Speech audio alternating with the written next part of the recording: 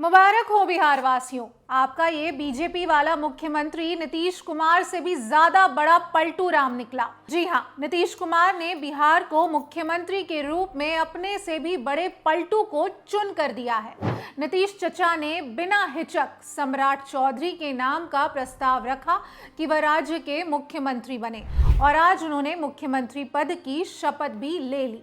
अब आपको बताते हैं कि सम्राट चौधरी वही नेता हैं जिन्होंने अपनी उम्र को लेकर कम से कम 3 से 4 बार अपने चुनावी हलफनामे में फर्जी जानकारी दी है।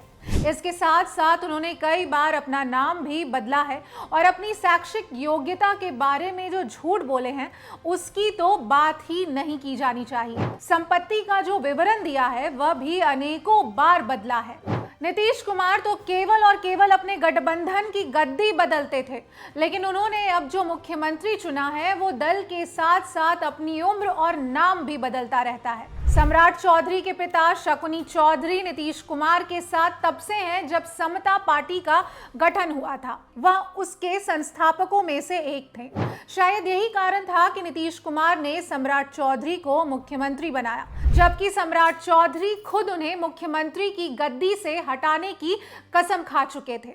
उन्होंने कसम खाई थी कि जब तक वह नीतीश कुमार को मुख्यमंत्री की गद्दी से नहीं हटा देंगे तब तक मीठा नहीं खाएंगे। लेकिन सरकार बदली और समय बदला। उन्होंने मीठा भी खाया और नीतीश कुमार के सामने दंडवत भी हो गए। 2013 में यही सम्राट चौधरी, जो कि राजद के नेता थे, अपनी पार्टी से बगावत करते हुए 13 विधायकों को लेकर नीतीश कुमार की पार्टी जनता दल यूनाइटेड में शामिल हुए थे। शायद आज उन्हें उसी दंडवत होने का फल मिला है। इसके बावजूद कि वह जदयू छोड़कर भाजपा में जा चुके थे और कई बार नीतीश कुमार को खूब बुरा भला कहा था, नीतीश कुमार ने सम्राट चौधरी के लिए हमेशा अपने दरवाजे खुले रखे। उन्हें उप मुख्यमंत्री तो बनाया ही, और 14 नवंबर के चुनावी फैसले के बाद जब 2025 में नीतीश की सरकार का गठन हुआ तो नीतीश कुमार ने पहली बार किसी के लिए अपनी मुख्यमंत्री की गद्दी छोड़ी और वह व्यक्ति सम्राट चौधरी थे। सम्राट चौधरी के चुनावी हलफनामे की बात तो एक अलग ही विषय है, लेकिन उन पर जो आपराधिक मामले दर्ज हैं उनकी भी एक लंबी सूची है।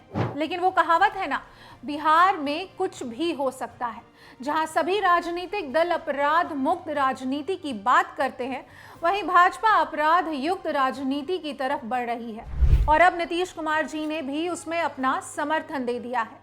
वाकई परिवारवाद के बारे में अब क्या ही कहे। सम्राट चौधरी किसी राजनीतिक परिवार से थोड़े ही आते हैं। उनके पिता 7 बार के विधायक और 1 बार लोकसभा सदस्य थोड़े ही रहे हैं। उनकी माता थोड़े ही राजनीति में रही हैं। सम्राट चौधरी तो मेहनत करके राजनीति में आए हैं, ईमानदारी से। कोई पारिवारिक समर्थन भी नहीं रहा, तो पारिवारिक राजनीति कहाँ हुई? यह तो सम्राट चौधरी की मेहनत है, जिसकी वजह से भारतीय जनता पार्टी ने उन्हें बिहार का पहला भाजपाई मुख्यमंत्री चुना है। और भारतीय साहित्य में कहावत भी है ना, बेवफा कोई नहीं होता, समय बेवफा होता है। बस सम्राट चौधरी बेवफा नहीं थे, उनका समय बेवफा था। इसीलिए उन्होंने राजद छोड़ा और इसलिए शायद कसम खाई थी कि जब तक नीतीश कुमार को गद्दी से नहीं हटाएंगे मीठा नहीं खाएंगे।